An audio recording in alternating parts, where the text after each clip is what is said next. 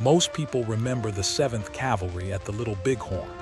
But if you want to see a real last stand, one where the courage of the infantry outpaced the speed of the command structure, you have to look at the 8th Gurkha Rifles at the Battle of Loos, 1915.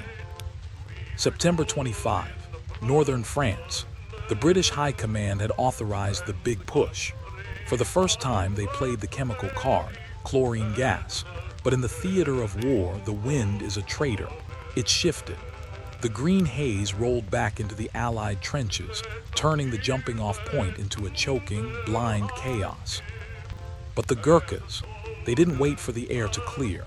They went over the top into a tactical vacuum. They moved so fast, with such terrifying kinetic energy, that they punched through the first 2 German lines before the enemy even realized the wire had been cut. They seized their objective, a position deep behind the German perimeter. But here, the friction point. The units on their flanks were pinned down. The 8th Gurkhas had become a kinetic island. 500 men in brown wool, surrounded by an ocean of German gray. By 09:00 hours, the Germans realized the Gurkhas were isolated. This wasn't a standard counterattack. It was a 360-degree envelopment. They moved in from the rear, the flanks, and the front. Captain Buckland, the last surviving British officer on the ground, watched the tactical picture dissolve. Ammo counts were hitting the red line. Logistics were non-existent. But when the last infield clicked on an empty chamber, the Gurkhas didn't look for a white flag. They reached for the Khukuris. This was Custer in a muddy trench, surrounded, outnumbered 10-1. No air support, no reinforcements, just cold steel and the Gurkha motto, better to die than be a coward. The fighting devolved into isolated pockets, small unit tactics at their most desperate. Subedar Rancer Rana held a single traverse of that trench for hours. Imagine it, hundreds of Germans funneling into a space the size of a hallway, met by a handful of men who had decided they were already dead. They fought until the grenades were gone. They fought until the bayonet snapped. The regimental history calls it a Valhalla. These weren't soldiers looking for a way out. They were warriors buying time with their own lives so the rest of the army could reform. By 15:00 hours, the objective was silent. Out of the 500 men who charged that morning, nearly every officer was KIA. The casualty rate among the rank and file was statistically impossible. They didn't lose because of a lack of courage. They lost because they were too effective. They moved so fast the rest of the world couldn't keep up. General Sir James Wilcox later wrote, "The 8th Gurkhas indeed did their duty and found their Valhalla." It remains one of the most lopsided, heroic stands in the history of the British Indian Army, a testament to the fact that when everything else fails, the gas, the artillery, the high command, the individual rifleman remains the ultimate force multiplier.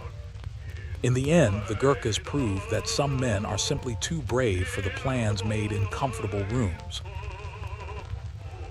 Hit that subscribe button. Don't let these stories stay buried in the mud. Join the front line and I'll see you at the next briefing. By 1916, the armchair generals in London thought the age of the knight was dead. They believed the machine gun had turned the battlefield into a permanent meat grinder where the horse had no place.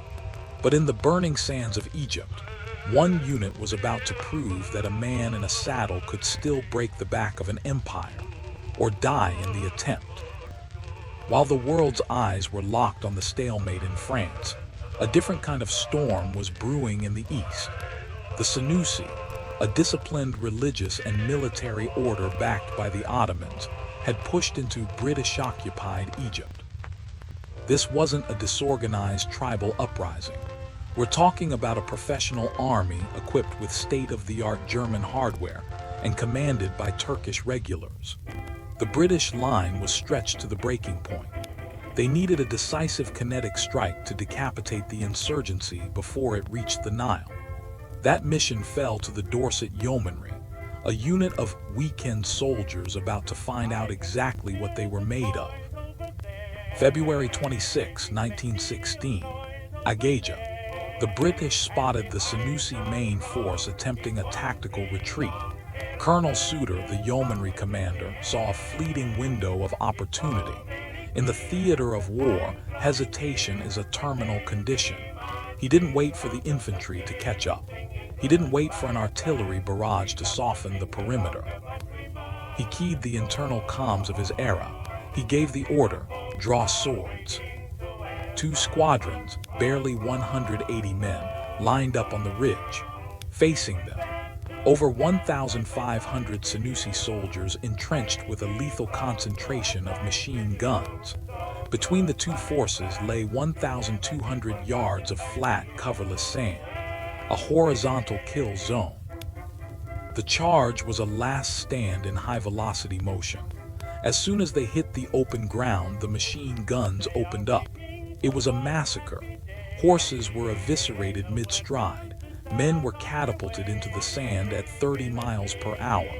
But the yeomanry didn't break formation. They accelerated. In a scene that mirrored the charge of the Light Brigade, they reached the enemy line. And let's be clear about the physics. When a half-ton of horse and rider hits a human line at full gallop, it's not a fight. It's a collision. Colonel Suter's horse was shot out from under him, pinning him to the ground in the heart of the enemy camp. He looked up to find himself staring down the barrels of Turkish officers. He didn't look for a white flag. He drew his service revolver and held his ground until his men carved a path of steel through the chaos to reach him. The charge was a bloodbath, but it achieved the objective. The Senussi leadership was captured in the melee, and the uprising was effectively neutralized. But the cost of victory was staggering. The yeomanry lost nearly half their officer corps and a massive percentage of their mounts. It was one of the final times in human history that a cavalry charge would actually dictate the outcome of a battle. Agagia was the swan song of a dying breed of warrior in an era of industrial slaughter.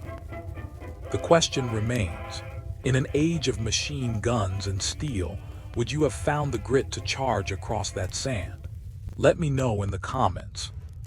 Stay sharp. I'll see you at the next briefing. If you want to study more last stands that the history books tend to redact, check out our briefing on Henry Johnson on the left.